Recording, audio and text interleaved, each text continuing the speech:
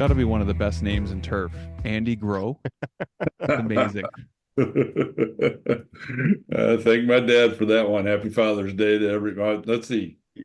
Fathers, I Oh can't yeah, remember. absolutely. Yeah, yeah. All right. You? Happy Father's Day. Oh yeah, I got two kids and two kids of my own and three stepkids and actually three, well, two and a half, soon to be three grandchildren. So Awesome. yeah, Awesome. Well, happy Father's Day. thank you. You too, guys. Did you enjoy it out at the LPGA event then today? Yeah, I didn't go there today. Oh, okay. We I went and my boys live with their mom about 45 minutes from here. So I went over and spent some time with them today and had to work this Nice. morning though at the home course at Egypt Valley. So Nice. we're trying to stay ahead of the heat that we got coming on right now. So Yeah, it's getting crazy. it's, Are you guys experiencing those 90 degrees and all that fun you stuff know, it that's was coming down? 88 today. Tomorrow's supposed to be 94, Oh. 93 Tuesday, but 90s throughout the entire week. So, yay. And not a drop of rain in sight. Although, I tell you what, I've given up on the weather forecasters around here. Lake Michigan, I don't know if you guys looked at where I'm at physically, but Oh Lake yeah. Michigan's off to our west, and it significantly changes the weather. You can have in the summertime, you can have storms rolling across Chicago, Wisconsin. All those guys will just get hammered, and when it gets over the lake, it just falls apart. And you're watching it, you're like, here it comes, and then it's like nothing. And Yeah. so, You're in Grand Rapids then, yep, right? Is just that I where you live are? just north of Grand Rapids in Egypt Valley. The course that I Yeah. work at is just northeast. Have you been here? Been over I here? have. I Oh, you have. have? I have a buddy that coaches lacrosse there at Grand Valley State. Oh, So okay. I've Yeah. been up there several times for some lacrosse games and took the kids up there to watch his Very team. cool. You ever play the course over there? The Meadows? I have Meadows? Yeah. not. I have not Yeah. played. I've not played any golf up in the Grand Rapids area, just kind of explored downtown. What's the famous hot dog shop? It's like from American Pie or something in Yeah. Grand Oh, Rapids. you're gonna put me on the spot. Yeah, I just did. Come on, Oh, Andy. I should have prefaced before I even started talking. I should have said I apologize for the state of exhaustion that I'm just finishing up. So it's been a heck of a week. So No, uh, no worries. Yeah, yeah, Well, what tell us yesterdog. a little bit about that. Yesterdog, that's it. That's the Yeah, one. Yester yep. dog. It just this might be a slow interview if you ask me a question. Give me like 45 seconds and I'll give you the answer. Adam can Um, edit it all together. It's fine. yeah, That will be all right. exactly. Adam, you were just asking. So yeah, so in addition to my normal assistant superintendent responsibilities over at Egypt Valley, this past week, obviously the Meyer LPGA was here, and that's at Blythefield Country Club, which is only I kind of live right between the two. It's only about 4 miles to my west. Egypt Valley is work is just to the southeast, like 4 miles. So, but as part of their stuff, as part of their events on the Monday and Tuesday, we get the a version of their pro-am, their celebrity pro-am. So Monday and Tuesday are shotguns. I can't remember what time it was, but we have 36 holes. We have two courses, the Ridge course and the Valley course. Both courses were completely filled both days. So that was normal work there. But then starting Monday night, I volunteer over at Blythefield mowing fairways for them. And they like most tour events, whether it's PGA, LPGA, whatever, they need help. And it's my fourth season going over there, and it's great. Now it's just something that I do, but I did it for 6 nights in addition to working 9 to 12 hours each day. So Jeez. I haven't seen my wife much, which she might think that's a good thing, but um, I uh, always tell my wife that extends the marriage when I it does, travel. yeah. It's Yeah. just Yeah, yeah. it's like we just That's right. added a week, so but no, it's a lot of fun. I love it. I love seeing the behind the scenes production of an event like that. The LPGA, the ladies love coming to Blythefield. They love this event. It's the Meyer LPGA Classic, and actually it was I didn't see it yet. I haven't watched it. I have it. I'll stream it later, but it was looks like someone goes to a playoff. Lexi, I don't think Lexi won. I probably would have heard that, but yeah, so it's kind of cool. It's a pretty neat deal they got going on over there. The grounds crew over there at Blythefield, they got it dialed in. So it's Nice. pretty cool. So you're an assistant by day and then mowing fairways by night sort of thing. Yeah, just I moonlight for a week and then I wait another 52 weeks and I'll do it all over again. So Nice. And always on the fairways? Is that kind of your gig over there? Or do you switch it up? Yep. That's they bring in six fairway. Well, I think they bring in 4 extra fairway units, demos from Toro, and then they got their regular crew that I think they got at least 2 or 4 of the fairway units, and then like you said, the last 4 years, this was my 4th season. So the last 3 years, I've been fortunate enough that they stuck me on it, and I'm able to follow a completely burned in line that Stevie Wonder could follow. But hey, it's cool. So it's a lot of fun. And it's actually something that I wanted to get out there, is that anytime anybody in this industry has an opportunity, it doesn't matter what tour it is, it doesn't matter anything. If there's somebody asking for help, a volunteer thing comes out, like through us, the Michigan Golf Course MIGCSA, Superintendent Association, they spread all those things out for like the Midland Dow or the Dow Classic, which is another LPG event, the senior event down in Benton Harbor, the Detroit, Rocket Mortgage.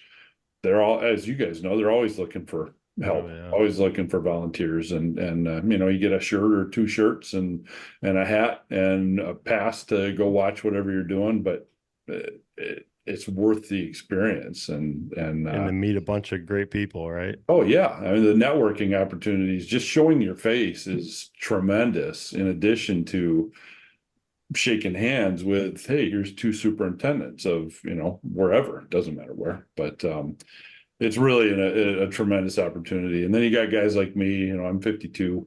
I'm not the young kid right out of school or anything like that, but still it's neat because it's just cool. It's nice meeting people that love what they're doing, and they exhaust themselves just like you do, but you still get up the next day, you do it all over again, you do it again at night if you need to, and repeat, rinse, was it repeat, wash, rinse, or rinse rinse and repeat. Rinse and repeat. Thank you. I like it. You mentioned the Michigan chapter. You guys have, in my opinion, one of the best chapters in the country. And Adam, I know Adam really well. Yeah. How involved are you with the association? Pretty bare bones. At this point, basically just being a member. Adam was there. Adam was driving our clipping cart, taking care of our clipping cart for us. Of course, yeah. Give him the clipping cart. You don't want to put anything that's meaningful in his hands. Yeah. and on the last night, I think we only had to empty, once every 2 or 3 fairways. So even that responsibility was pretty low key. But no, Adam, you're right. Adam is phenomenal. He's a great guy. But no, my activity level with them at the time being is definitely on the low side. I'd like to change that a little bit, but I'm still trying to find my direction. Sure. I kind of came into this gig entirely maybe the opposite of everybody else. I did a almost 25-year career in the Coast Guard. Haven't been to turf school or anything like that, but my dad was a golf course superintendent back in the 80s into the mid 90s up on Mackinac Island, old golf course up there, built in 1898 by Alex Smith. He's one of the Scots that brought golf to America. He won the U.S. Open in 1906 and 1910. The whole Smith family is really big in that. But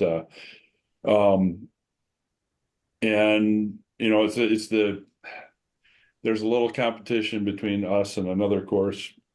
But as far as who's the actual longest and oldest continuously played golf course in the state, but one of them, I think Les Cheneaux Golf Club beats us by like a month. I say us. Oh, wow. He stopped working there in '98, You but grew up there, it's so you can still say us. yeah, okay, yeah, and Dad's an honorary member up there because of Awesome. his work that he did. But it was like we literally lived in the clubhouse for the first year, I think. The clubhouse slash caddy shack. Caddy shack is a room probably, I don't know. It's funny, I can't think of the measurements now, but like let's say 20 by 20, just an open single room. Literally, caddies used to hang out in there and stuff. They put a couple of beds in there, and then across the courtyard was the clubhouse where we had there was a stove and a fridge and a sink and whatnot in the actual pro shop.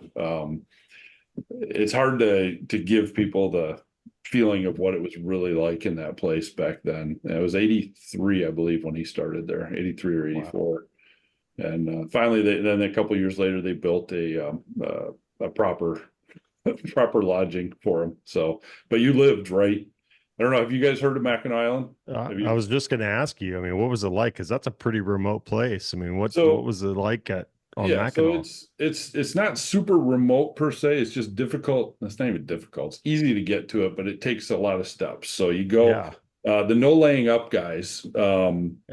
They went and they actually played Wawashkimo, and one of their funny things is that their GPS showed that they arrived at their destination. Well, their destination was a boat dock. You have to take a ferry across the straits to Mackinac. Well, then you get to Mackinac. There's no cars on Mackinac Island. There's bikes and horses. There's some fire trucks and stuff like that, and an ambulance and a cop car too. But so then you have about a 30 or 40 minute either walk or taxi ride. Taxi is horse-drawn taxi up to the golf course, and then you're finally at your destination. So it was a very unique experience, that's for sure. I'm from Traverse City originally, which is northern Lower Peninsula, and Dad used to be the assistant pro back in the 60s at Traverse City Country Club and at Oak Rapids Country Club, which is an old Donald Ross course. Little 9-holer up there. It's one of the best kept secrets in northern Michigan, as far as I'm concerned, especially if you have any interest in history, golf history. Yeah.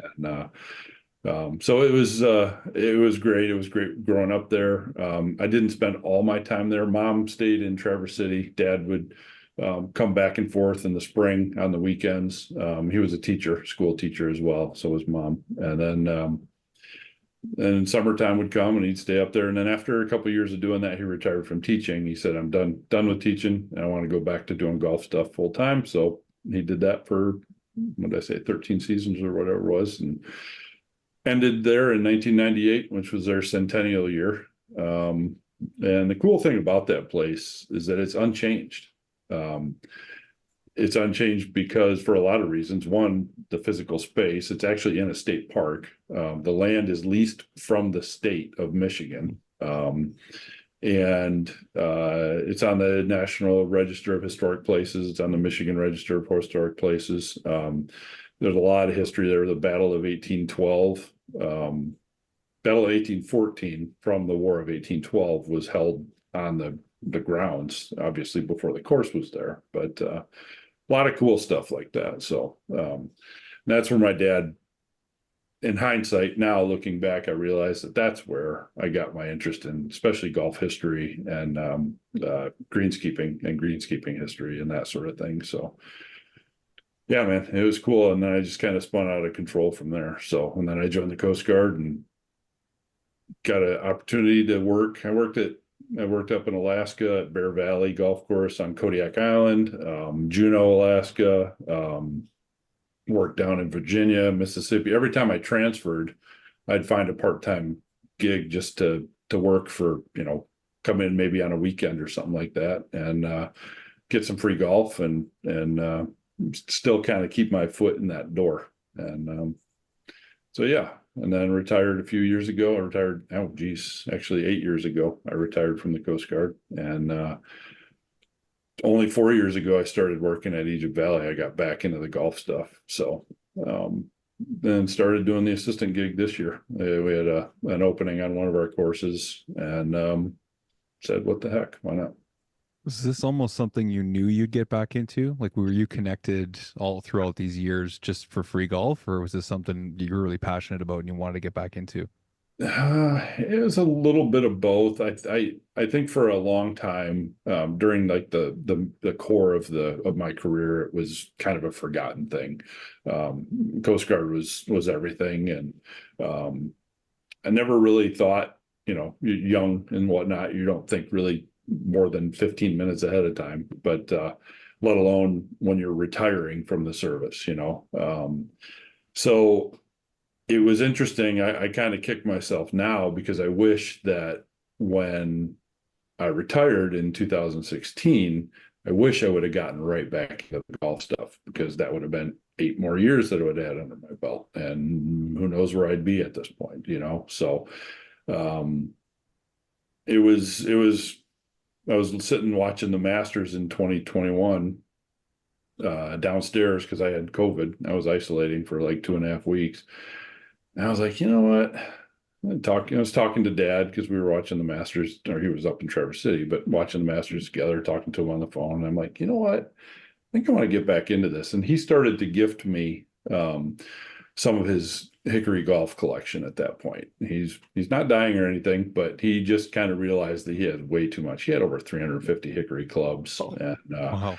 yeah, and so a lot of them are back there, and they're over here, and they're over here. But I've gotten rid of a lot of them. But that kind of kickstarted me again, and then I jumped back into it. So yeah, I love it. I really do. It's exhausting, and clearly I'm not a young buck at all anymore. But I'm more than ready and able to work any of the young guys under the table at any moment. So. So you mentioned earlier too that turf school is not something you've been through or anything, but is that something you're looking to pursue as you're looking to advance your career here? Yes and no. I've talked with my director of agronomy, Jeff Holmes, and we kind of go back and forth about what I want to do past this. I mean, being 52. Yeah, I think I was fortunate to have this position offered up. Certainly, I think a lot of it had to do with my leadership, and that experience from the Coast Guard, plus from building, being on a construction crew building a course, but that was again 20 years ago or something like that. And so I kind of poke into it, and think, okay, maybe I'll do like Penn State's online course, or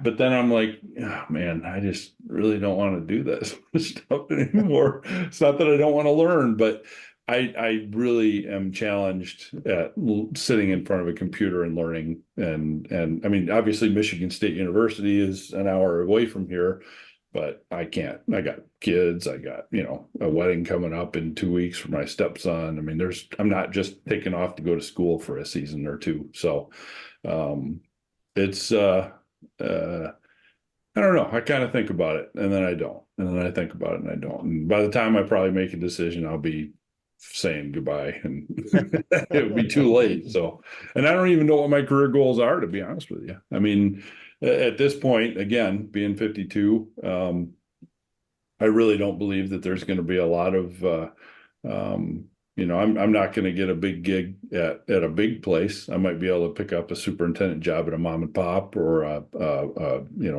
smaller muni or something like that, smaller public course. But I don't know. I mean, who knows what direction it's going to go? We'll see. That's kind of the nice thing about it, right? And just keep working. And like you said, with the networking, you never know who you're going to meet and what kind of Yeah, opportunities are yeah, going to come up. exactly. We talk to a lot of people that kind of go back and forth whether school is the right way to go or if it's experience. And you're somebody who grew up on a course, was around it a long time. You've been in the Coast Guard, and now working as an assistant, so you have a lot of different experience. And I'm sure something can come up, whether it's becoming a general manager of a golf course or superintendent. I'm sure something's there for you. Is there anything else that you do outside of out of golf right now? I don't remember. That's what it's like, uh, eh? Or yeah. inside of golf. How No, often are you digging into the history stuff? well, Yeah, yeah. hickories and links. We got to dig into that. Yeah. So, I'm not here to promote my Instagram page because I don't care if I have 5 followers or if I have We two. don't mind if you're promoted. That's fine. But yeah, it's Hickories and Links on Instagram, and I think I have I have a Facebook page or whatever it is too. But I started it a couple years ago, 2022, in the fall of 22. I went over to Scotland for 2 weeks. Took a solo trip over there. I only played hickory golf over there. That's about now what I play 90% of the time. Only took my hickory sticks. All of them are all original. They were actually all made in Scotland, 110 plus years ago, depending on which ones I was playing at that day. But back in the 80s, my dad went over to Scotland a couple of times. The golf course, Wawashkamo Golf Club is the name of that club, by the way. They sent him over there as a learning experience because Wawashkamo is and now I really hate saying this, but it's a link style course. It was laid out by a Scotsman. So everybody's like, oh, it's link style. Well, and it's on the center of an island. So technically it's surrounded by water, but it's on limestone. And then there's like a layer of dirt and then the turf. So it's not really links land. There's no sand there. It's not a sand-based anything, but is very wild. No watered fairways. But anyways, they sent him over to Scotland. He kind of created a sister club relationship with Musselburgh Golf Club, which is, depending on who you ask, it's the oldest golf course in the world still remaining. St. Andrews has a great marketing tool. They got their marketing machine going behind it. But if you really look into the numbers and stuff, Musselburgh Old Links has been there for, again, now you're splitting hairs, right? So when you're going back 350, 450 years, does 2 years really matter? I mean, they're old, right? So, Yeah. anyway, so he did that trip. He did 2 trips over there in the late 80s.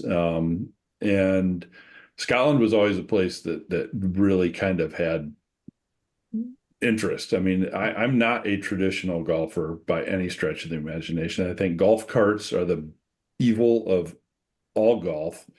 I think that American golf is a bastardization of what golf really should be. I'm not popular a lot of times with the buddies that I golf with because I walk everywhere. And they're like, you're speeding us, you're slowing us up. And I'm like, no, I'm not. I've already hit my shot. And they're still looking for their ball, driving around in circles in the high grass where you're not supposed to be. So, but I went over to Scotland and really took a nosedive into the history and ended up taking a second trip last May, a year ago. So I've played actually more different courses, or pretty close to the same number of different courses in Scotland than I have here in the States.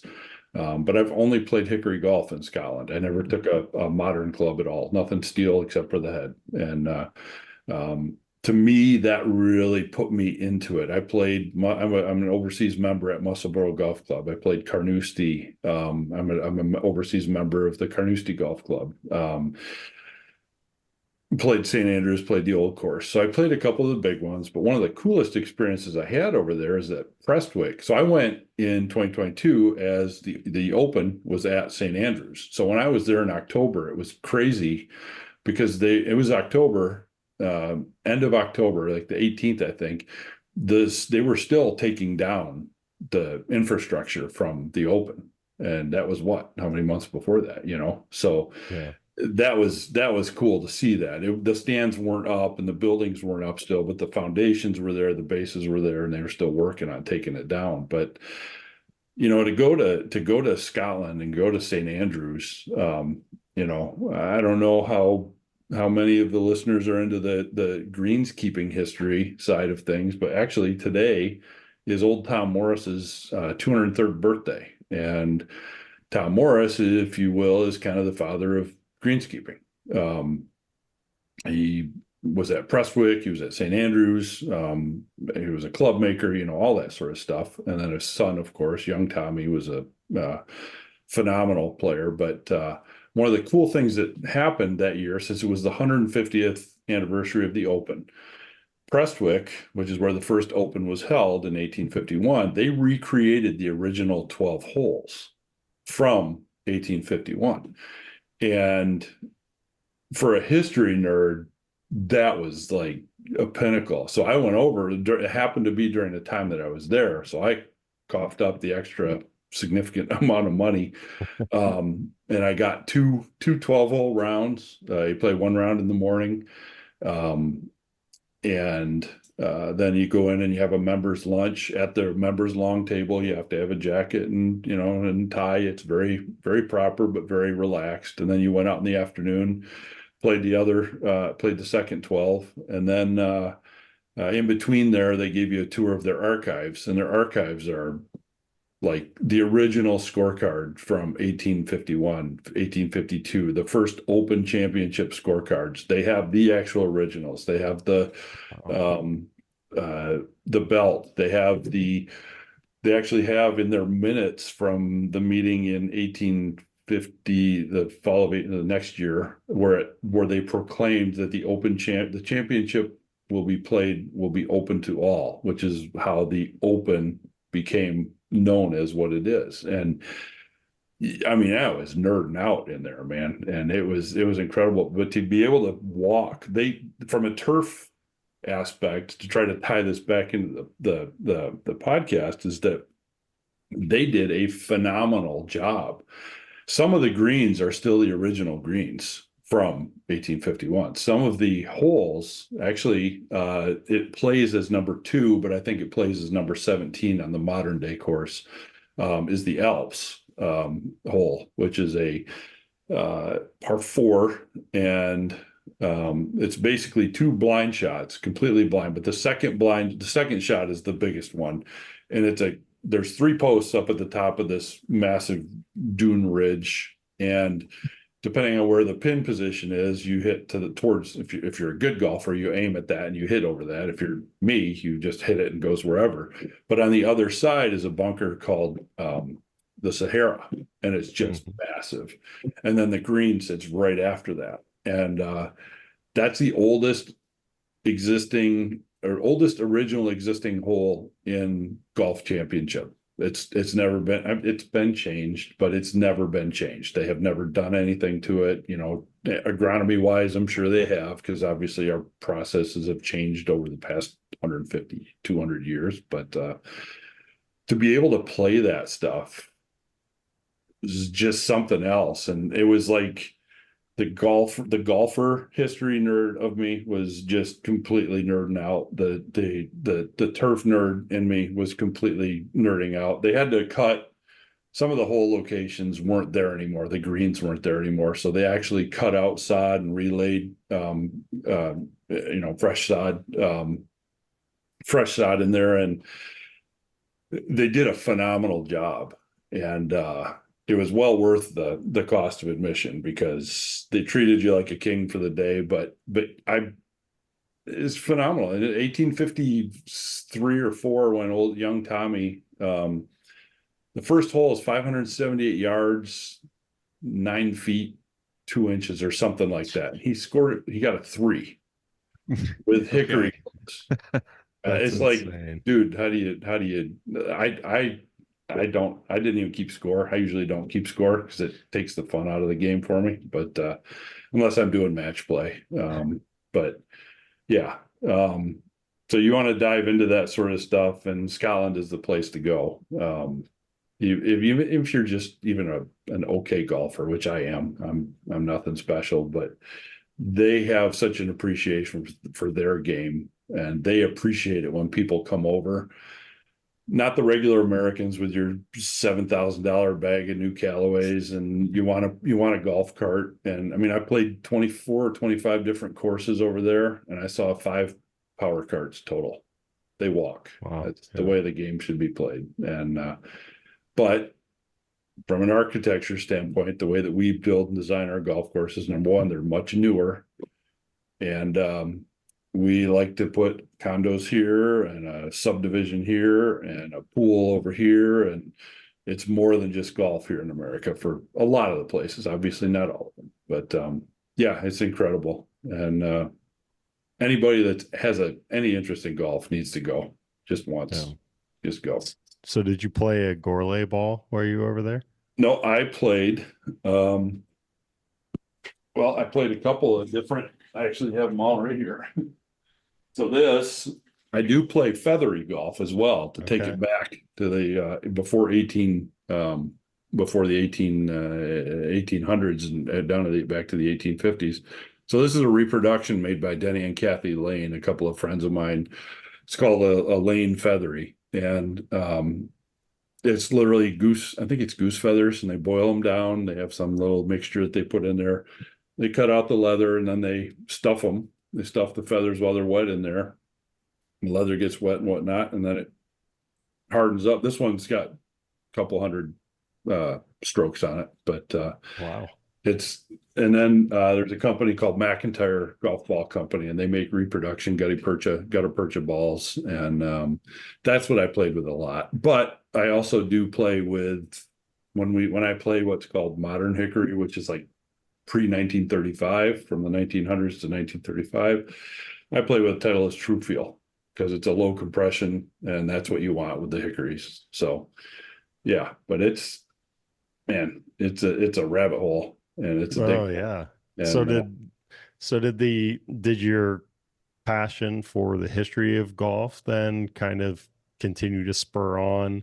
Obviously, your father had a little bit of something to do with it, but as you got deeper and deeper into the history of it, did it kind of push you in your passion more for the greenkeeping side of it? yeah, it actually did, and to the point where I'd done a few articles for the Society of Hickory Golfers that I'm a board member on, but I had a couple of articles published in their publication, and I started to think about actually writing a book on golf course greenskeeping history. Because I mean, can you guys tell me a book that exists out there? There's There one aren't that many. I found, Yeah, and there aren't it's many. actually I can't even compete with this book.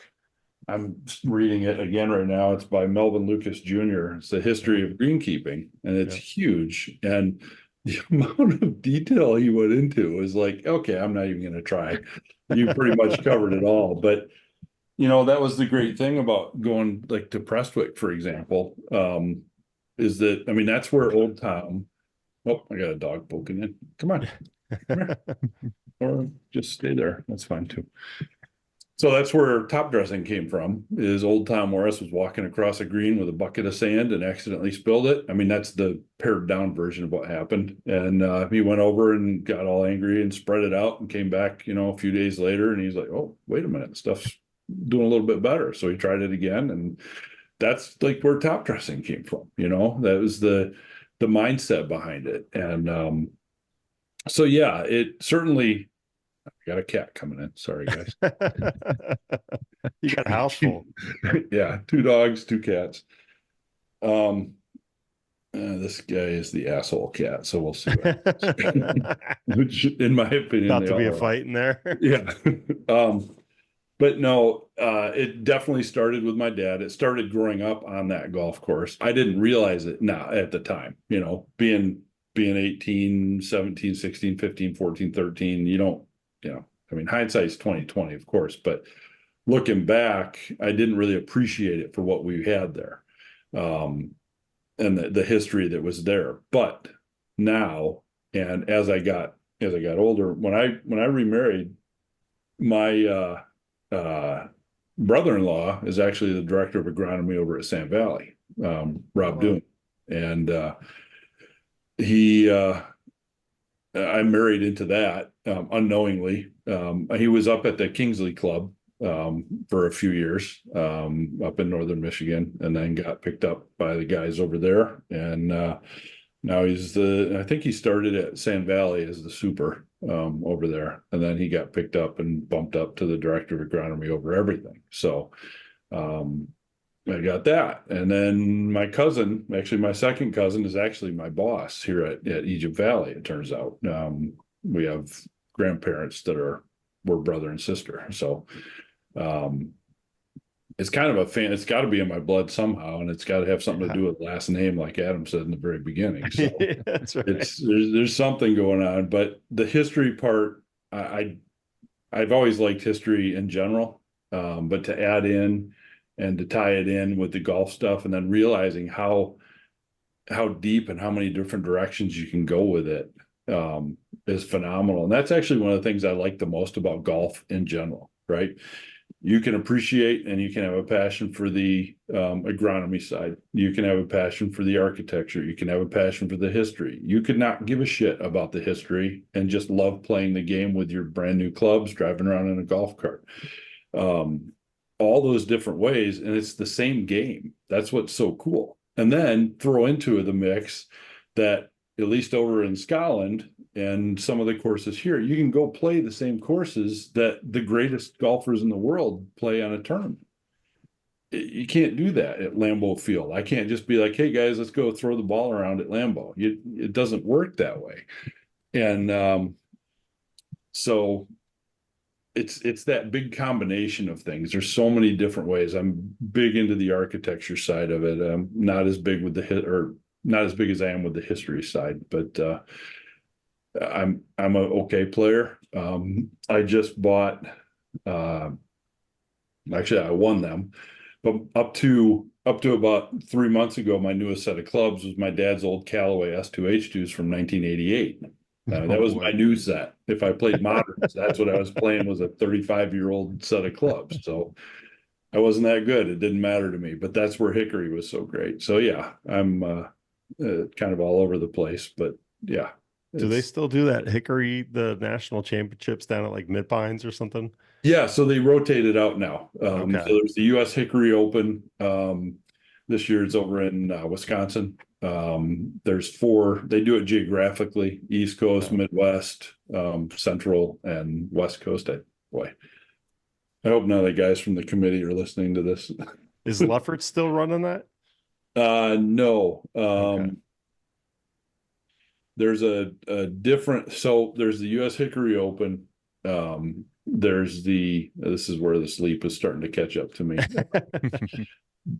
Over at Foxburg Country Club in Pennsylvania, which is arguably, again, there's a lot of arguing you can do with what's the Yeah. oldest and whatnot, but the oldest course left in the oldest original course in America, they hold their Foxburg Hickory Open Championship, which to me, that would be, it's not the Hickory Open, but it's still just as cool. And Yeah. to play it on a course from 18 whatever is really sweet. So That's um really cool.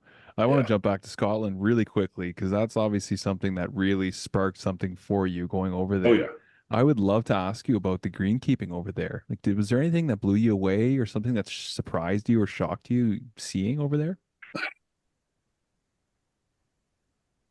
Not really. A lot of their practices are the same as ours. I mean, I'm at St. Andrews on the old course, and I got in on the singles queue, which meant I lined up at 3 o'clock in the morning with a bunch of other guys at the old start or the old course pavilion, and I think it was about 5:30, 6 o'clock, and all of a sudden you see some headlights bouncing at you on the course, and you can hear the hum of a couple of triplexes coming, and it was dark enough to where I couldn't tell if they were mowing the green or if they were mowing the tees. And I think it was the tees because where I was laying down on the ground at that time, trying to stay awake, was just just just to the side of the putting green at the old course there. So a lot of the stuff is the same.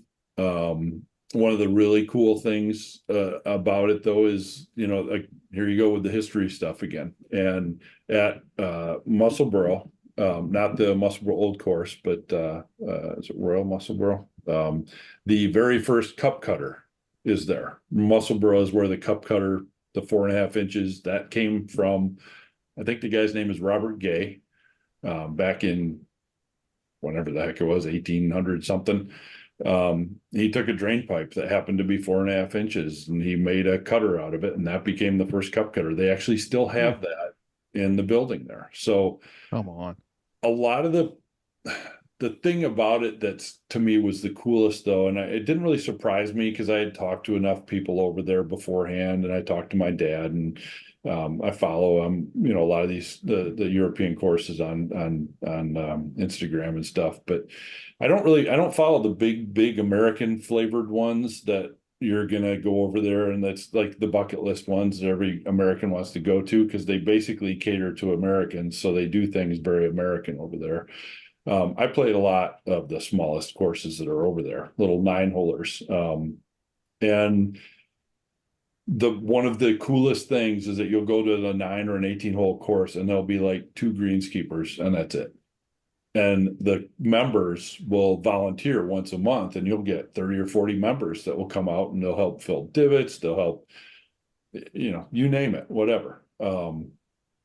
They help trim up, they do whatever, and that's a much more of a community-based sort of thing. And again, I'm talking about the smaller courses. I'm not talking about, obviously not the old course, not Carnoustie, not even Prestwick, but some of these other ones that Americans will never have heard of, like Kilspindie and Dunbar and Anstruther.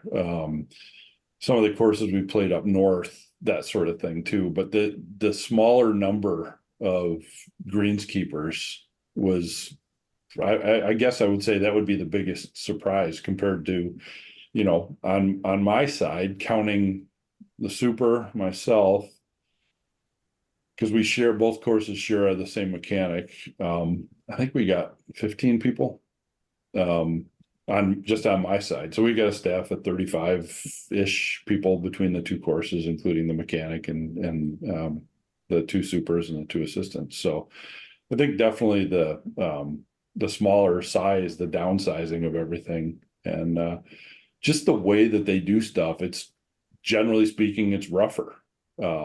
They're manicured well, the greens roll well.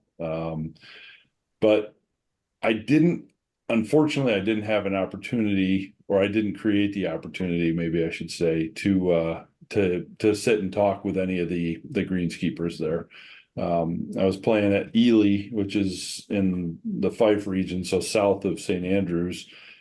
And there were some guys there walk mowing the tees, and I talked to them for 15 minutes while I was waiting for a group. I let a group play through so I could talk to these guys, and a lot of the same practices and stuff, just different grass and a lot of sand underneath there, underneath that turf, and that's the links land. So not really surprised, but enough to open your eyes and kind of think about, well, how can I do something differently back here? And then you realize you can't, because I got, it's just a lot of stuff doesn't path over, if you will. So do you ever see courses, some of the high-end courses in the States going to the model of what they do in Scotland and all that, where they give public access to their facilities? Public access is that, do I see it? It's a misnomer. Yeah. Over there, the prime example of public, St. Andrews, the old course, is a park.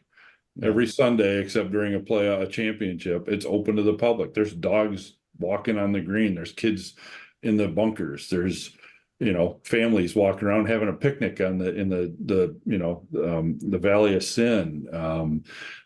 Families standing on the Swilcan Bridge taking pictures. There's no golf going on because it's a public park.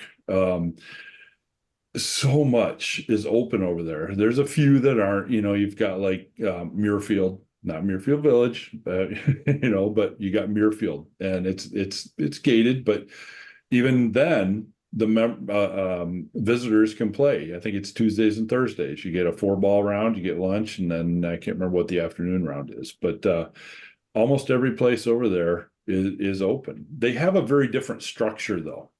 One of the things that I learned really quickly is that here in the States, generally speaking, and there's going to be exceptions to this, so whatever everybody wants to say is fine, but generally speaking, you have one golf course and one golf club, and they're the same thing usually. Like up the road here is Boulder Creek Golf Club. It's also Boulder Creek Golf Course. In Scotland, it would be 2 different things in a lot of cases. What the heck is that? Happy birthday. Well done. That's a first. What did you say to make that happen? I thought you guys did something. I was like, oh, I'm glad this is not You said the phrase televised. of the week. You win, Andy. Way to go. Yeah. Yeah. Um, I just totally forgot what the hell I was saying. But so Carnoustie is a prime example. It's the Carnoustie Golf Links. That's the physical property. But on the golf links, there's at least 4 clubs that are literally right across the street from the golf links. There's the Carnoustie Golf Club. I'm sorry, I don't remember the other 2 or 3 that are there, but they're separate from that club, or excuse me, they're separate from that links. So that's part, I think, of their basis for how everything is open over there. And plus, it's their game, right? They like to make sure that it's public. Like I said, you can go play, they call it Renaissance over there, but you can go play Doak's, Renaissance course over there. You just have to be able I don't know the days that one, yeah, maybe Renaissance is not, but there's very few courses that you cannot play over there if you have the pockets that are deep enough.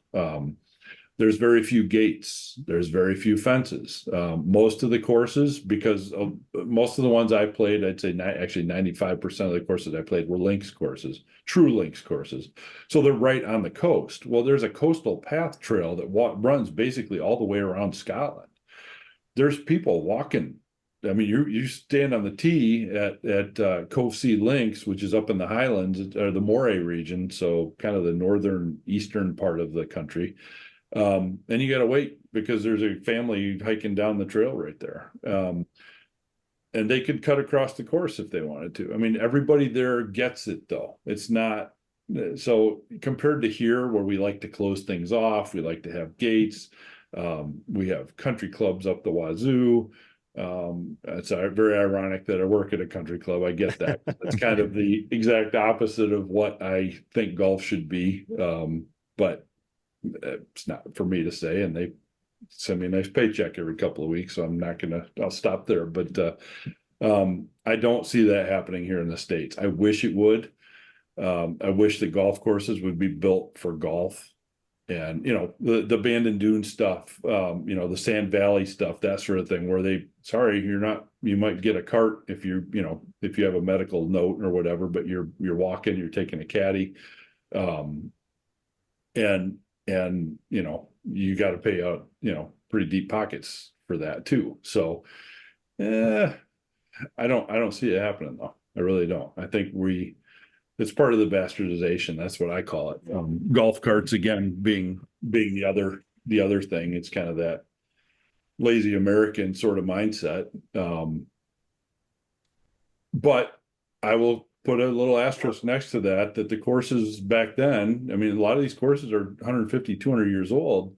The tee sometimes, like I played, Buddy and I when we went in May, we played Fortrose and Rosemarkie, which is up in the Highlands. 18 holes, 2 hours, 45 minutes walking, and we weren't rushing. Yeah. It's not a long course, obviously, right? I mean, certainly it's not going to be that long, but the key is that you first tee, I think it was a par 4, get to the green, and then as you're standing, it's out on a peninsula, so as you're standing, let's just say looking to the north, you turn to your left, and about 30 yards that way, 40 yards that way is the second tee. And then it's kind of like this saw razor teeth going out, and then it comes back, and then it works around itself. But stuff was not built, obviously, 100 years ago, 150 years ago for condos. It was built as a golf course. And so that's the caveat that I always put in, is I get that, like, even me walking at Boulder Creek, going from the first hole to the second hole, I have to walk out to a main road. There's a sidewalk there, and then I walk up that, and then I cut back behind a residential area to get to the third tee from the second green. It takes 5 minutes to do that, but yeah, it's not like bang, bang, bang. And I don't know, man. I'm the anti. Oh, got another dog coming in. So We're just waiting for the rest of the farm to come in, Andy. Yeah, Like exactly. when are the chickens and the pigs going to make it well, there's in? deer in the backyard right now. I'm surprised Okay. the dogs haven't started barking at that. So Well, Andy, I wanted to mention you and Brian have something in common. Then, both kind of growing up having a father that's in golf course maintenance, being a superintendent. So I'd love to ask both of you guys this question then. In honor of Father's Day, what would be your best memory with your dad on the course growing up? Brian, you want to go No, no, first? no. You're the guest. You go first. You know, it's going to be so. I wish I could paint the picture of a Washkamo. Everybody go to the website, go to their Facebook page, and just look it up. The ninth green is right next to the club. It's a 9-hole course, 2 sets of tees to make it 18. The ninth green is right next to the clubhouse, and back then, the enclosed porch portion, we just had there was a round table there with like a picnic table type thing with some soft chairs, some lounge chair type stuff. And I would say that on the course, some of my favorite memories, the strongest ones for sure, are sitting on there as the sun sets, eating dinner in the evening. It was just we'd ride, one of us, usually me, would ride our bike downtown. It would take there was a good pizza place called Sarducci Brothers. I can remember the name of it. They don't even exist anymore there, but I used to ride as fast as I could. We'd place the order. I'd ride down there, get up the order, and then you have to ride up, and there's a big hill, the Grand Hotel Hill, that you have to ride up. And I'd have this pizza strapped to the basket on the front of a single speed beach cruiser, which is what everybody uses up there. I'd ride as fast as I could, get back out to the course, and Dad would have things locked up. Everything closed at 6 o'clock on the course. It was just what it was.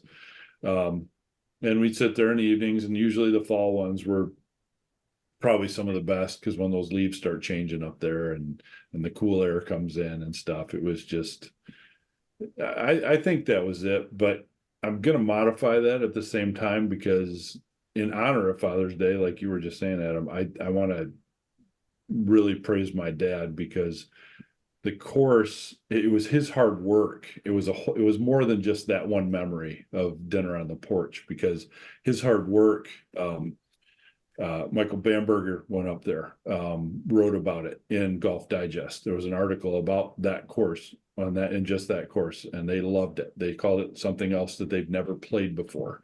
It was an experience unlike other. Golf Digest, I think it's still the only 9-hole course that Golf Digest designated as a golf course of historical importance in the U.S. That was during my dad's tenure there. And because of that, it was watching him work and seeing his work ethic. And he didn't have any turf training either. He would go to like the Michigan State turf school and that sort of thing. So I think the memory is bigger than just a pizza on the porch, but that's a very specific one. But the bigger part of it is his work ethic and how much blood, sweat, and tears he put into that place, and seeing him do that, but also sharing each of those moments, many of those moments, not all of them, but each of those moments with him. That's probably, for me, probably the biggest thing up there. Sorry. I told you guys in the email, I'll just keep going. So No, that's awesome. That's awesome. From the And heart. So I agree 100%. I mean, it's just a culmination of all the times, and I learned so much about work ethic from my father, and I talked about it in something else I was doing recently. And when I got up to go to school, he was already gone, and we didn't see him until it was dinner time, and then he passed out on the couch, or on his chair. And it's like, all right, I get it now. Like, I understand it now. But so many great memories. And I actually played golf with my dad and my father-in-law today, so that was pretty special. Nice. Yeah. But just so many times where we lived on the golf course, we'd play the little 3-hole loop that was right behind us. That was so fun. And those evening cruises around the golf course, checking things out, which were great. And I was fortunate enough, my dad hosted 2 U.S. Senior Opens. So spending some nice. time with him, driving around the golf course, walking inside the ropes. Sure. I have a picture here somewhere, myself and Jack Nicklaus and Orville Moody, I think was the other pro's name, and that Yeah, I was, know that name from Dad. yeah, yeah. So yeah, because Absolutely. I was out cruising around with my dad, and Dad and Jack started striking up a conversation, talking about something. He's like, "Oh, hey, this is my son," and so, however many years later, I end up playing golf at Ohio State, and then they have it while I'm still a student at Ohio State, and I get to meet Jack again, and we share that bond and all that. But That's cool. my fondest memory will always be in the 2000 Senior Open, that was hosted at Saucon Valley, where my dad was the director of grounds there. He actually got to play as a marker, Oh, in the wow, first group during the Senior Open. So really? that was one of the coolest things, because they made a scene of it all. Like, he went down, he hit balls, Saturday morning or whatever it is. He got the words Friday night that he was going to play as a marker. He went and warmed up a little bit Friday night. If you know how it is tournament weeks. It's Yeah. crazy. Oh, yeah. So he hit a couple balls, and then Saturday morning he's warming up, and then when he's done and making his way to the first tee, a bunch of the members escorted him up to the first tee. They were like his security, walking him up to the front tee, to the first tee. He had people asking him for autographs and all that. And me and my brother, my mom, the whole family was there to watch him and watch him play. And that was something I will always cherish. Yeah. So unfortunately, I was working for NBC during the tournament, so I couldn't be with him. But my brother was his caddy, so Oh, nice. but yeah, that was, I get choked up just thinking about it. It was special for him, which makes it special for us. Yeah. Yeah. It really is one of the coolest parts about the game. And I look around at some of the stuff that Dad's handed down to me, and he had quite a collection of stuff, and we've together have decided to sell quite a bit of it, which we do. I put it on eBay or Facebook Marketplace or some of the groups and whatnot, but a lot of it I'm keeping because Yeah. it was his. I've got his original, like I said, I've got his Callaways here. I'm never going to sell those clubs. They're Yeah. worth probably $35, but um, that's his first set he had when he was the pro up at Washington. That he got his sponsorship or however it worked back then with Callaway. The Hickory stuff that he collected, he wasn't big. He's not a big name guy, right? He doesn't care what the club, who made it or anything like that. But I've got his original clubs. I'm not gonna get rid of those ever. And it's such a cool connection. And obviously, Brian, you feel it. It's the stories like that you can sit down and either share with him or share with a friend or share with a coworker or whatever. And it's just such a um, unique thing that you don't necessarily, I don't think you can get some of that stuff anywhere else. And certainly not exclusive just to golf, but I kind of feel like it is. Yeah, it's special. It's special. So, as a big historian and Hickory guy, have you been down here to Dr. Herdson's office? I have, Oh, yeah. Oh my God, dude. right. I could spend a Oh my week there God. and never get bored. Oh, I know. I could spend just in the mock-up, the downtown mock-up Right. street. It's like, what in the heck is this, man? It was absolutely crazy. The Golf Heritage Society down there holds there's a kind of a swap meet sort of thing that goes on down there. Convention, I think is what we call it. But was that last year? Last year I went down there. I think it was in February. And I went down there, and every year he opens up his office, and wow, just oh my God! Like, even if you're not into history, even the tiniest bit, just to walk in there, it's like just go. Have you been in the bathroom there? I mean, the Oh yeah. bathroom is Oh yeah. just the whole thing The is phone great. booth. Yeah, the phone booth is great, but it's cool when you get the historians that are the architects, and the architects that are historians, and they put such Doak is certainly a big one, right? And his thoughts and design and minimalist sort of movement and stuff like that, that's directly in line with what with what we've got. just yeah, his place was incredible. That's cool. And Well, if you come back down again, give me a shout. yeah, I I'm like will absolutely. I 15 think. minutes away from him. Oh, no kidding. Yeah. Oh man, yeah, I'll definitely touch base with you then because that just incredible. And could not ask for a nicer human being too. I know. He's so welcoming, and anyone that wants to kind of come in and take a look at it, he's Yeah, always it's happy to give a basically an open tour. door, Yeah, and if yeah, he's not open, if he knows you well enough, or if you have a good contact, he'll open it for you at yeah, 7 o'clock at night or whatever. So yeah. yeah, it's Special. incredible. Sounds Definitely like you boys recommended. would sounds like you boys would have some fun doing that. Yeah, And speaking of which, we just opened up the floor actually to our community today. It was only a few hours before we recorded, but we wanted to bring back the question box. And now that we have you here, Andy, there's a few questions we can get into with you as well. So cool. I've actually answered this one before, but I want to hear Brian's answer, and obviously yours, and Andy too. I'll give a quick one on mine, but Darren R.S. Fox from Ireland is asking, best course we've ever played and why? I've told the story on the podcast before about playing East Lake in Georgia. That was hands down my best course I've ever played. But how about you guys? Go ahead, Andy. I cannot answer that. Well, uh, I can't. You've I played can't too many answer. courses, probably. Yeah, you can No, pick one. it's not that it's too many, but I would say every links course that I played in Scotland is my favorite. Yeah. Truly. And it sounds snobby and whatnot, or well, Washkomo is my favorite, where I grew up. I mean, that would probably, if I had to pick one, if you put a gun to my head, I would probably say Washkomo, but I can play that one anytime. Mhm. I can't just walk out my door and drive for a couple hours and go to Scotland. So the links courses in Scotland, Musselburgh Old Course, the history that you're standing on. I mean, there were 4 open championships held there in the early 1800s or mid 1800s, not early, but the mid 1800s. I don't know, man. Kilspindie Golf Club over in Scotland is probably one of my favorites. It was a beautiful walk. It's a links course. It's shorter, perfect for hickories.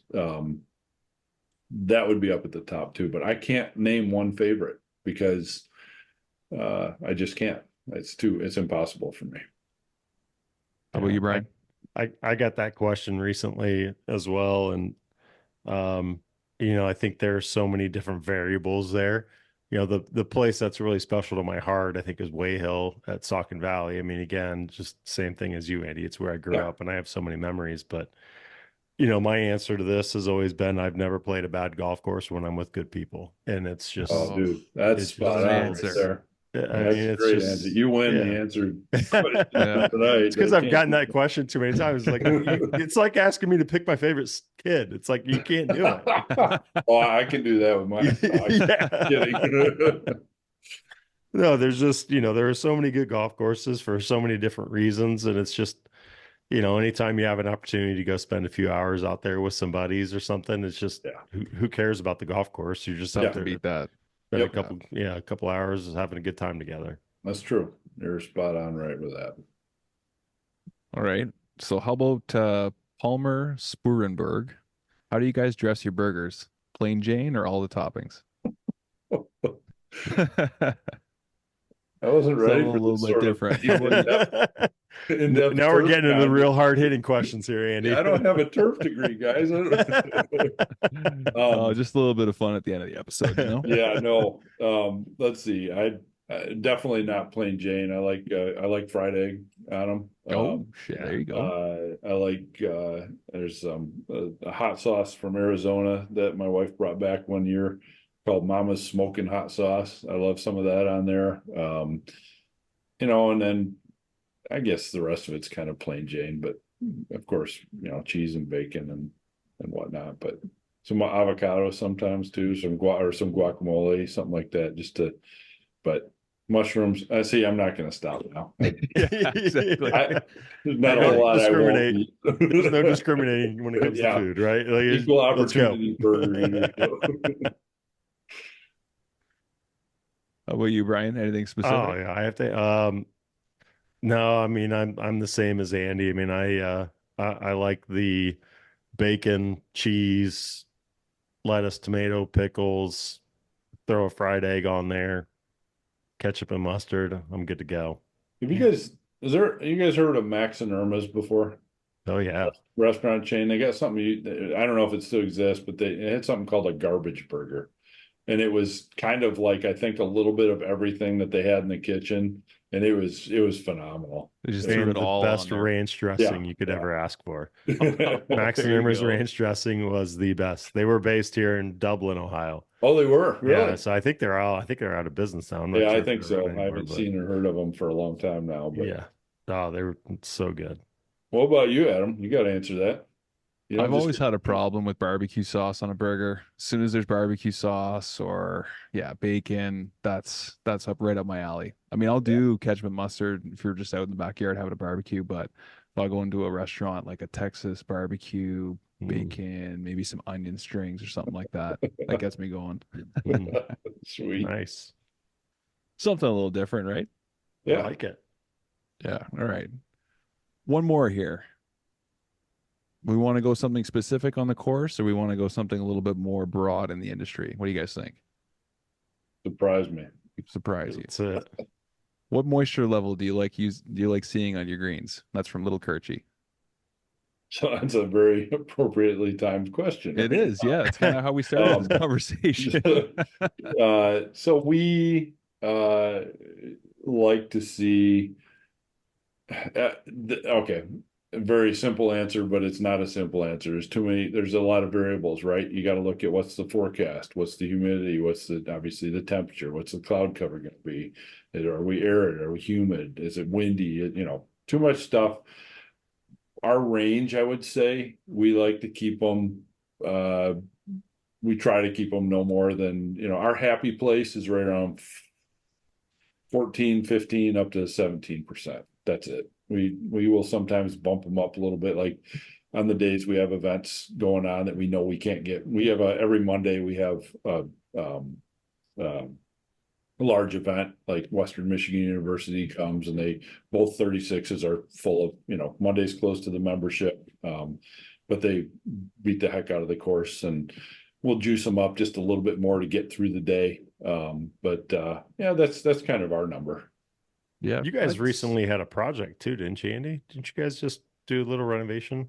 Our tee, our Okay, driving tees. range. Yeah. Okay. We redid the entire driving range.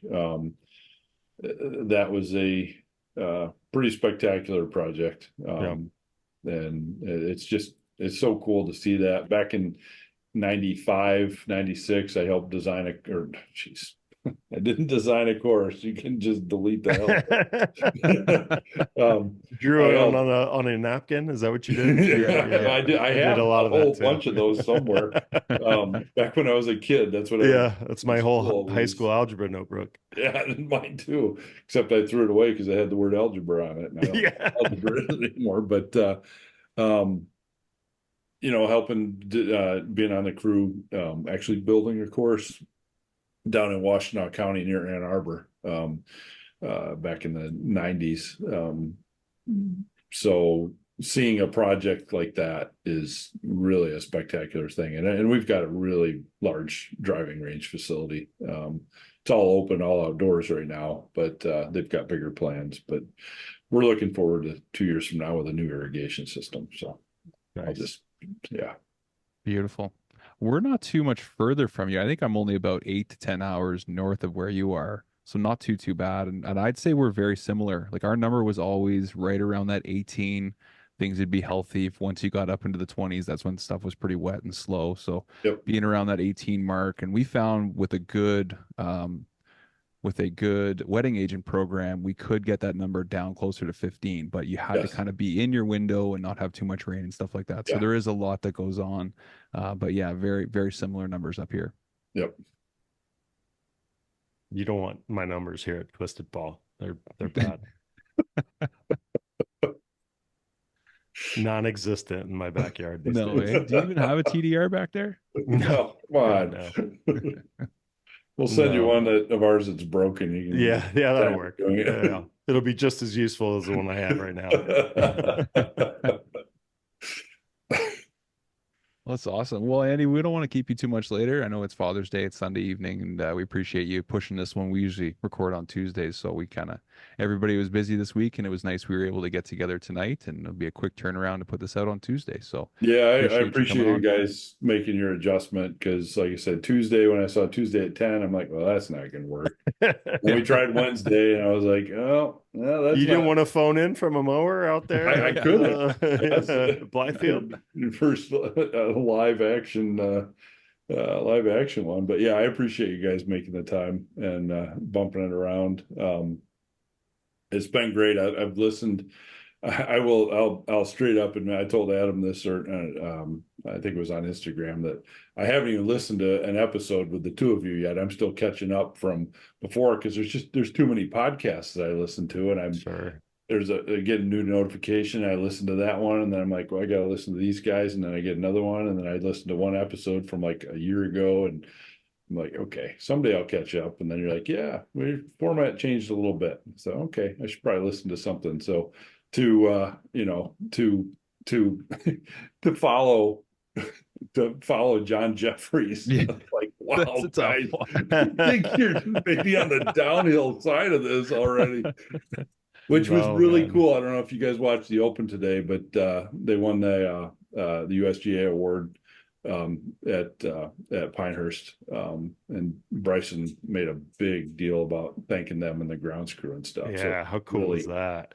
so cool. It was really cool. And another thing that I thought was cool, and I think is absolutely true. I listened to when last week when John thanked you guys for what you're doing to spread the word, if you will, the gospel, or however you say it, but to get the word out there about the industry, and because it's the unsung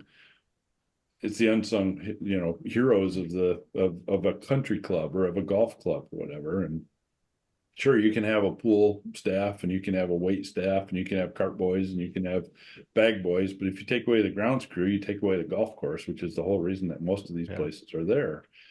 And I don't know about you guys, but I don't, there's not a lot of tips being thrown our way when you drive past somebody on a mower. It's more of a head nod, or they're yelling at you to shut it off. Get out of my way. More appropriate. So, firing shots at you. Yeah. So I wanted to say thank you, echoing John's statement of thank you guys for doing what you're doing. I think it's great. And I think what you're doing with the merger and all that sort of stuff, if you will, is really freaking cool. And I look forward to staying on board, listening and seeing what's coming up, because I think it's pretty exciting. So you guys are doing a phenomenal job. It's awesome. Very cool. Thank you so much. Yeah, Yeah, great, really great appreciate chatting. Yeah, We'll have to stay in touch. And like I said, if you're ever coming back down here to Dr. Herdzen's area, if you're coming to do one of those conferences again, let me know. Yep, absolutely. Connect in person. Probably will be. That'd be great, man. If you guys are ever over this way, Adam, if you take a really bad wrong turn and you end up, give me a call. Just make sure you have your passport when you make that wrong turn. Yeah, Exactly. And just don't say things like "a" and "what's that all about?" You'll be all right. And bring some Canadian Molson from up there, right? Yeah. Beauty. Oh yeah. Well, I'll bring you some syrup down. Yeah. Syrup and hockey pucks. There you go. Awesome. All right, great guys. chatting, Andy. Enjoyed it. Had a great time. Thank you very much.